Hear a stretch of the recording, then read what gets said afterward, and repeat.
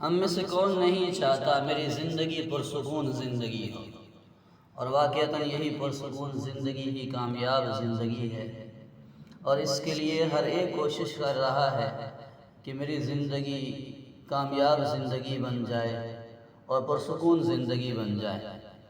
اس سکون کی تلاش میں انسان کہاں تک چلا گیا؟ اس نے سکون کے لیے جائز و ناجائز کے فرق کو چھوڑ دیا، اس نے حلال و حرام کے فرق کو پہچاننا چھوڑ دیا۔ سکون کی تلاش، سکون سکون سکون۔ تو میرے بھائیو، جہاں قرآن و احادیث اور دیگر اسلامی کتب کا مطالعہ کیا جائے تو جہاں ہمیں اس سکون کے کچھ اور اسباب ملتے ہیں، جیسے اللہ کی یاد ہو گئی، تقوی ہو گیا، للہیت ہو گئی، اللہ اور اس کے رسول سے محبت ہو گئی، وہاں ایک اور اہم چیز بھی ملتی ہے، اور وہ ہے صبر و شکر والی زندگی۔ صبر و شکر والی زندگی وہ زندگی ہے کہ جس کے وجہ سے انسان پرسکون ہو جاتا ہے۔ اس لیے کہ دیکھیے، انسان کی زندگی میں دو ہی باتیں ہیں، یا وہ کبھی راحت کے اندر ہوگا، سکون کے اندر ہوگا، اسے کوئی نعمت ملی ہوگی، اسے کوئی خوشی کی کوئی خبر ملی ہوگی، کوئی اور اسے ایسی چیز حاصل ہوئی ہوگی جس کی وجہ سے وہ پرسکون ہو گیا ہوگا، یا دوسرے نمبر پر یہ ہے کہ اس کی زندگی کے اندر کوئی ایسی مصیبت آ ٹوٹی ہوگی، کوئی پریشانی کی صورت اس کے لیے بنی ہوگی، کوئی مصیبت اس پر آئی ہوگی، اور کوئی اس کے لیے دکھ پہنچا ہوگا۔ تو یہ دو صورتیں ہیں۔ اب ان دو صورتوں میں ہم نے کیا کرنا ہے؟ خوشی آئے تو کیسے کرنا ہے، اور اگر غمی اور پریشانی آئے تو ہم نے اس کو کیسے جھیلنا ہے؟ تو اس کے لیے ہمارے پاس سب سے بڑا نمونہ جناب نبی کریم صلی اللہ علیہ وسلم کی زندگی ہے کہ پیارے پیغمبر نے دکھ کیسے سہا۔ آپ صلی اللہ علیہ وسلم کو پریشانی لاحق ہوئی تو حضور نے کیسے کیا؟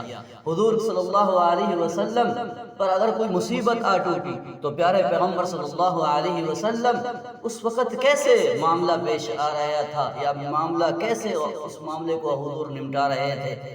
تو دیکھیے، وہ یہی ہے کہ حضور کی زندگی میں ہمیں یہی ملتا ہے کہ صبر صبر صبر، واللہ یحب الصابرین، ان اللہ مع الصابرین۔ یہ اپنے آپ کو بندہ تسلی دے کہ اللہ کی مدد صبر کرنے والوں کے ساتھ ہے۔ استعینوا بالصبر والصلاۃ، کہ مدد طلب کرو نماز کے ذریعے سے اور اسی طرح صبر کے ذریعے سے۔ اپنے آپ کو بندہ سنبھالے، جزا فضا میں اتنا آگے نہ بڑھ جائے کہ کبھی ایسا بھی ہوتا ہے کہ کبھی غم اور تکلیف پہنچی اور اس نے جزا اور فضا شروع کی، وہ اتنا بولتا چلا گیا، کچھ بول ایسے بھی بول دیے جاتے ہیں جو کفریہ حالت تک پہنچا دیتے ہیں انسان کو۔ اس لیے اپنے آپ کو سنبھالا کریں، اپنے آپ کو تسلی دیا کریں کہ یہ جو کچھ مجھ پر مصیبت آ پہنچی ہے تو یہ بھی تقدیر میں لکھی ہوئی تھی۔ ایسا نہیں تھا کہ کوئی تقدیر میں لکھی نہ ہو اور مجھے آ کر پہنچی ہو، یقیناً میرے حصے میں لکھی ہوئی تھی، اور اس میں بھی اللہ کی کوئی حکمت تھی۔ اور اسی طرح اگر کوئی خوشی کی خبر آ پہنچے، کوئی آدمی کو نعمت نصیب ہو، تو اس میں بھی بجائے اترانے کے، بجائے آپے سے بہر آ جانے کے، بجائے تکبر پر اترانے کے، بجائے تندخو ہو جانے کے، لوگوں پر چڑھتا گیا، لوگوں پر اپنی بڑائی کو ظاہر کرنے کے لیے اور مختلف صورتیں اپناتے چلے گئے۔ نہیں، اس موقع پر بھی آدمی شکر کے دامن کو لازم پکڑے، شکر کی زندگی گزارے، اپنے آپ کو شکر کا عادی کرے کہ یا اللہ، یہ بھی تیرا شکر ہے، تو نے یہ نعمت عطا فرما دی، میں تو اس قابل بھی نہیں تھا، تو نے یہ انعام فرما دیا، میں تو اس قابل بھی نہیں تھا، میں تو اس سے ادنا کا بھی قابل نہیں تھا، یہ سب نعمتیں تو نے عطا فرما دی۔ وَلَئِن شَكَرْتُمْ لَأَزِيدَنَّكُمْ، اس بات کو دیکھیے کہ اگر تم میرا شکر ادا کرو گے تو میں تمہاری نعمتوں کو بڑھا دوں گا۔ تو یہ شکر کی نعمت کو لازم پکڑنا اپنے لیے نعمتوں کے اضافے کا باعث ہے۔ شکر کی زندگی گزاریے، کبھی کوئی پریشانی آ جائے تو اس پر صبر کا دامن لازم پکڑیے۔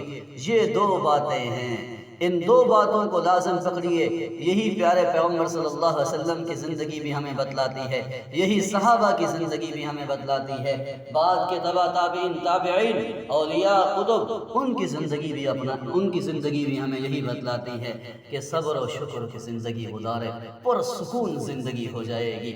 پرسکون زندگی اگر اپنی بنانی ہے تو صبر و شکر کی زندگی کو اپنا لو، انشاءاللہ راحت ہی راحت ہو جائے گی۔